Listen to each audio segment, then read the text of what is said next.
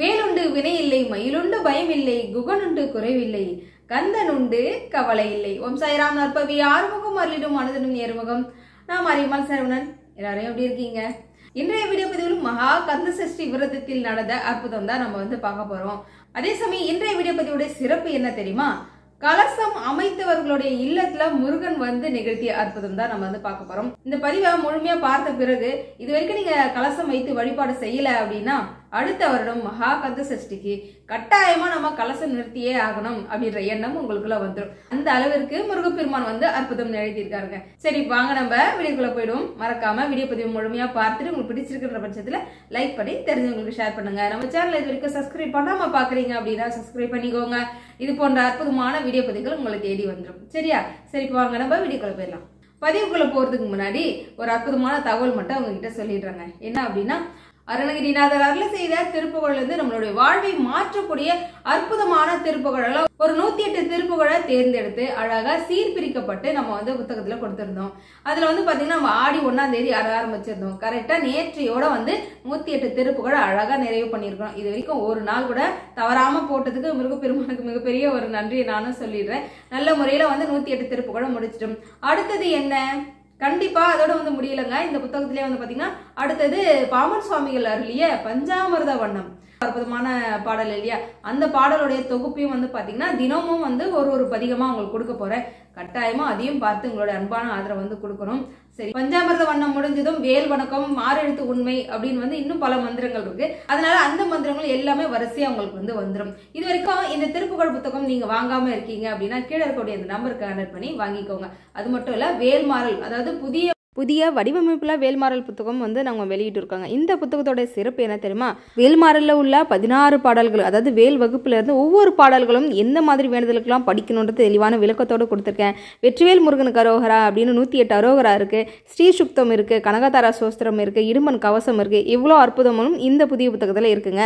நம்ம கிட்ட இருக்கு. தேவைப்படுறவங்க கன்வெர்ட் பண்ணி வாங்கிக்கோங்க. சரி, வாங்க நம்ம முருகன் நிகழ்த்திய அற்புதங்கள் என்னன்னு பார்க்க ஆரம்பிச்சிடும். மகா கந்த சஷ்டி விரத முறையில எத்தனையோ வகையான விரத முறைகள், அதுல யாரால என்னென்ன மாதிரி விரத முறையை கடைபிடிக்க முடியுமோ அந்தந்த மாதிரி விரதங்களை நல்லபடியா கடைபிடிச்சு நம்ம பரிபூர்ணமா விரத முறையை எல்லாம் நிறைவு செய்துட்டோம். அதுல ஒரு அற்புதமான விரத முறை தான் பாத்தீங்கன்னா கலசம் வைத்து வழிபாடு செய்யக்கூடியது.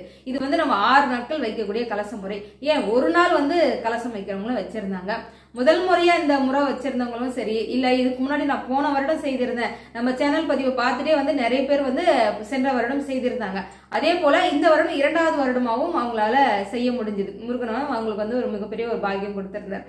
அந்த மாதிரி நிறைய பேர் செய்திருந்தாங்க. இதுல நான் ஒரு ஷார்ட் வீடியோலயும் கொடுத்திருந்தேன், குரூப்லயும் சொல்லியிருந்தேன். என்னன்னா, நம்ம வீட்டுல கலசம் ஆவாகனம் பண்ணும் போதே முருகப்பெருமான சாட்சாத் அந்த கலசத்துல அமர்ந்து இருப்பாரு. உங்களுடைய குறைகள், இவ்வளோ கஷ்டங்கள் எதுவாக இருந்தாலும், உங்களுடைய மனவேதனைகள் எதுவாக இருந்தாலும், இது எதுவாக இருந்தாலும் சரிங்க, நம்ம வீட்டுல கலசத்தின் மூலமாக ஆவாகனமா முருகப்பெருமான் அமர்ந்திருப்பாரு இல்லையா, அவரிடம் சொல்லி அழுங்க.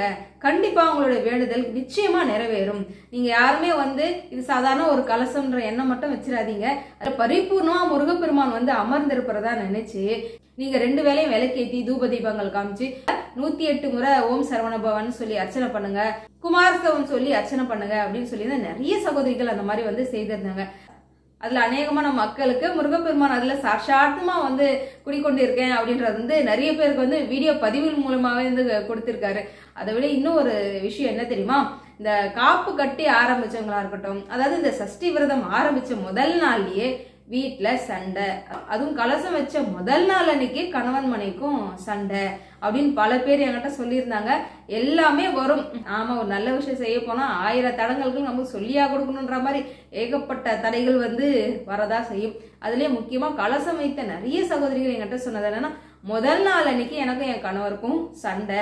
அதுல இன்னொரு சகோதரிக்கு என்னன்னா, காப்பு கட்டியிருக்காங்க போல, அந்த காப்பு கூட உடஞ்சிடுச்சு, அந்த காப்பும் உடஞ்சிருச்சுங்க அப்படின்னு சொல்லி மனசு கஷ்டப்பட்டாங்க. துணி துவைக்கும் போது அந்த காப்பு உடஞ்சிருச்சுங்க, இதுலனா என்ன ஆகும் அப்படின்லாம் சொல்லி ஒரு சில கஷ்டப்பட்டாங்க. அதெல்லாம் ஒன்றும் கிடையாது, வரது வரட்டும். நம்முடைய பக்தியை சோதிக்க 1000 தடைகள் வந்தாலும் நாம எப்படி இருக்கோன்றத வந்து நிரூபிக்கிறதுக்கு இதெல்லாம் ஒரு வாய்ப்பா நினைச்சு நீங்க அதெல்லாம் கடந்து வந்துகிட்டே இருக்கணும். அப்படிதான் ஒரு சகோதரி வந்து கேரளாவை சேர்ந்த அனிதா சகோதரியும் என்ன சொன்னாங்கன்னா, நாங்க கலசம் வைத்தேன், அதாவது இவங்க வந்து விரத முறை தொடர்ந்துட்டே வந்திருக்காங்க. 6 நாட்கள் கலசம் வைக்கலாம், போன வருடமா இவங்க வச்சிருந்தாங்க, அதன்படி இந்த வருடம் வைக்கணும் அப்படின்னு சொல்லி இவங்க கலசம் நிறுத்தியிருக்காங்க. அன்னைக்கு சரியான சண்டை வீட்டுல. சரியான சண்டையில வந்து மனசு ரொம்ப வேதனை, ஒண்ணுமே முடியல.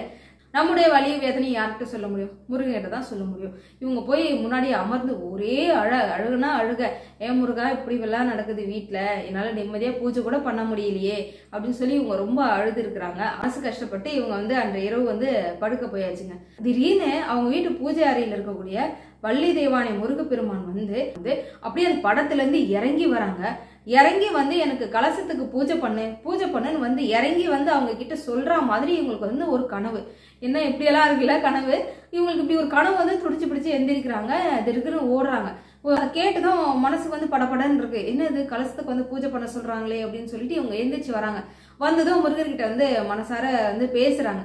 என்ன முருகா, வீட்டுல எவ்வளவு பிரச்சனை சண்டை, நான் இருக்கிற விரதத்துல வந்து நீ ஏத்துக்கிட்டியா, அந்த கலசத்துல வந்து உன்னை ஆவாகனம் பண்ணியிருக்கிறேன், நீ இந்த கலசத்துல இருக்கிறியா இல்லையா, என்னோட கஷ்டத்துல நீ என்னைக்கு போக்க போற, நீ என்னையா சொல்ல போற அப்படின்னு மனமுருகி அவங்க வந்து சொல்லி அழறாங்க பூஜை அறையில.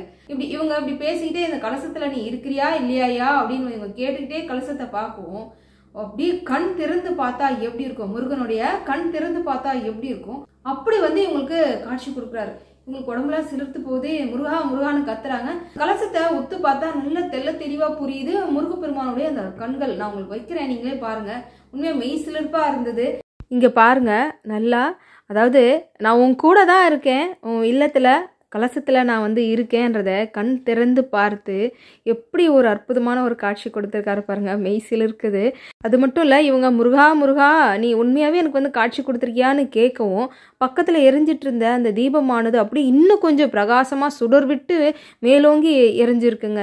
இதை விட வேற எப்படி வந்து அவர் நிரூபிக்க முடியும் சொல்லுங்க? அது மட்டும் இல்லை, முருகனுக்காக படைக்க சக்கரை பொங்கல் செஞ்சுருக்காங்க. அந்த பாத்திரத்துக்கு வெளி பக்கமும் வந்து பார்த்திங்கன்னா அந்த ஒளி, அந்த விளக்கோட ஒளிப்பட்டு வேல் போல காட்சி, இந்த பக்கம் அந்த பக்கமும் ஒரு கண் பார்வை நல்லா தெளிவாக தெரியுது பாருங்க. எவ்வளோ ஒரு அற்புதமான ஒரு காட்சியில் பார்த்தீங்களா, எவ்வளோ அழகாக தத்ரூபம் முருகப்பெருமான் வந்து காட்சி கொடுத்துருக்காருன்னு. சகோதரியோடைய இல்லத்தில் மட்டும் கிடையாதுங்க, பல பேருடைய வீட்டில் வந்து முருகப்பெருமான் கலசத்தில் காட்சி கொடுத்துருக்காரு. இதில் இன்னொரு ஒரு கூடுதல் சிறப்பு என்ன தெரியுமா, சாயப்பா வந்து காட்சி கொடுத்துருக்காருங்க. இந்த சஷ்டி விரத பூஜையில் அநேகமான நிறைய பேருடைய வீட்டில் பாபா வந்து காட்சி கொடுத்துருக்காரு. அது வசந்தாமா வீட்லேயும் வந்து காட்சி கொடுத்துருந்தாரு. அது மட்டும் இல்லை, இன்னும் பல சகோதரிகளுடைய இல்லத்துல வந்து முருகப்பெருமான் காட்சி கொடுத்துருக்காரு, பாபா காட்சி கொடுத்துருக்காரு. அதையெல்லாம் நம்ம பார்க்கலாம் வாங்க.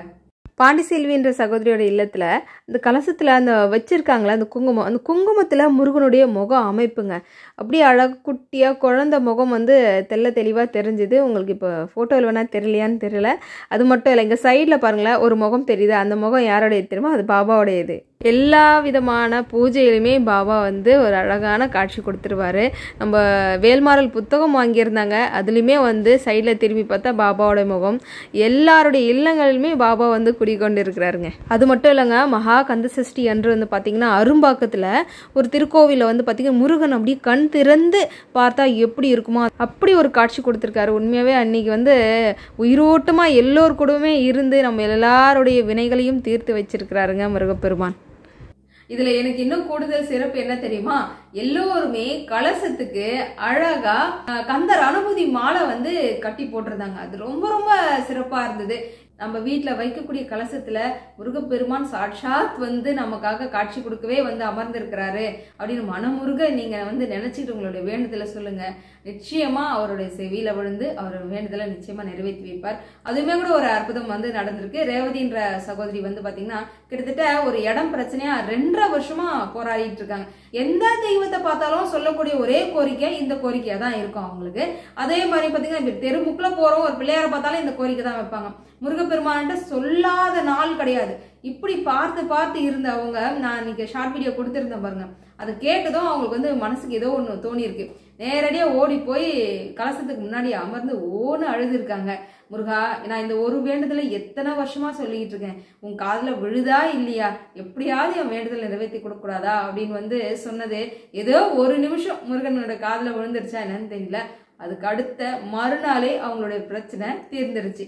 அடுத்த நிமிஷமே சகோதரி எனக்கு ஃபோன் பண்றாங்க, சிஸ்டர் நீங்க சொன்னது மாதிரி நான் வந்து கலசத்திடம் வந்து பேசினேன், முருகப்பெருமானோட வந்து பேசினேன், என்னுடைய 2.5 வருஷ காலமா நான் தவமா இருந்த ஒரு வேண்டுதல் நிறைவேறிடுச்சு அப்படின்னு சொல்லி அவ்வளவு மகிழ்ச்சியோட வந்து தெரிவிச்சிருந்தாங்க.